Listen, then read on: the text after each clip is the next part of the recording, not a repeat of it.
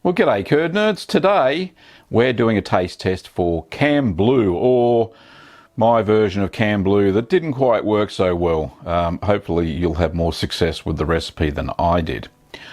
Anyway, I've got two boxes here in front of me. One was sprayed with Penicillium candidum and Geotrichum candidum. The other one is just a straight blue. Now, I don't know why I'm touching the boxes, because I have no idea which one's which, and I'll show you that in a sec. They look identical. So what I'll do, I'll get a cheese out from each box. There's one. Well, the other one away.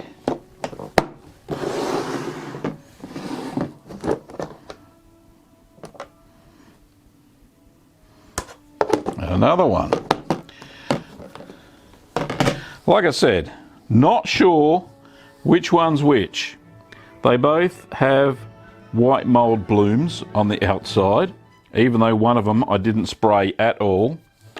This one's bluer than this one, if that makes sense.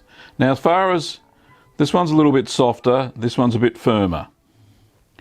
All right, let's check the other side and see if that's no, it's the same. Then this one looks even whiter on this side. So this one's a bit firmer.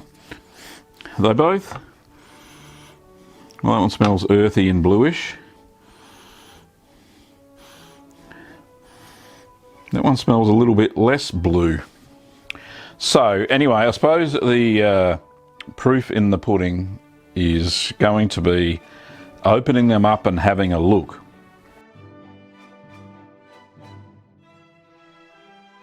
So really I should have marked the boxes, shouldn't I? That in hindsight. See, what I'd remembered is I'd put one on one shelf and one on the other shelf in the cheese fridge, and thought that I would actually remember 4 weeks later what the which cheese was which. And seeing they didn't develop the white mould as I kind of expected, well, that kind of threw that plan to the wind. So what are we waiting for? Let's open one up. So we'll open the left hand one up, or your right.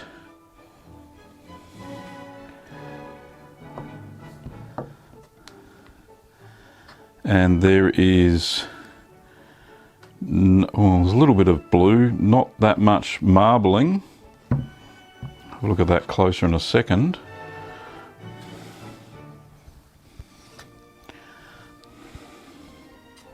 Yes, the paste is very creamy. Oh my goodness. Let me just have a slice there. So it cuts like a fairly well developed blue. Just trying to get that off.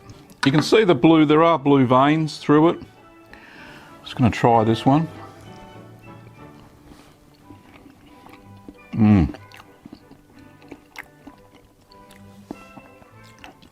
Sharp flavour, not as blue as I would like.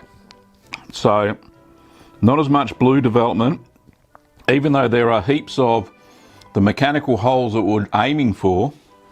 It didn't develop all the way through. Only where it was actually pierced, so it didn't marble. But don't get me wrong, this is beautiful cheese. There is a big hint of blue though. So it's creamy, a little bit sharp, no bitterness whatsoever. But yeah, the blue veins where I did pierce it has blue going all the way through, which is good. That one, don't know which one it was, but that one was good. So as a blue cheese, I think it works quite well. Anyway, I'll leave that there for a close-up. Let's try this one. Let's make sure get all the cheesy bits off. Right, here we go.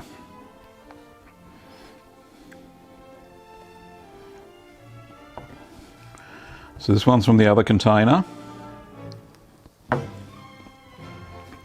And there is blue mould development. Not so much as in marbling or anything, but definitely where the veins are. The blue has gone, the penicillium roquefort has gone all the way through with this one. The paste is quite soft on this one, softer than the other one. But all those mechanical holes are still there, waiting to be bursted with blue mould. Anyway, let's try a piece.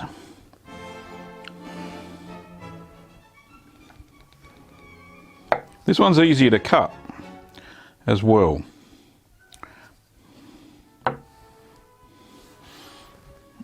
Smells a lot bluer than the other one.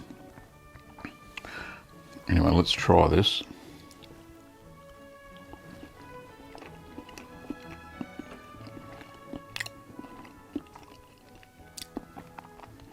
This one's actually got a milder flavour, a lot milder than this one. This one's a lot stronger, this one's a lot milder. Why? Well, I would hope that some of the two candidum moulds actually did something somewhere to one of them. This is a very creamy blue cheese. This one's lovely. Very faint blue, but it's there. Certainly I would not scrape the mould off the cheese at all on either of them. Leave them as they are. You need that extra flavour. But that is delightful. Oh my goodness. Better than a cheese a day challenge. At least I know I made it. Oh, this is so good. That extra cream that I added to the recipe worked wonders, really did. Giving it a really good high fat content. And hence the beautiful creamy flavour with the hint of blue. So good, I'm very happy with these. Even though let me just finish my mouthful. And no crackers. What's going on there?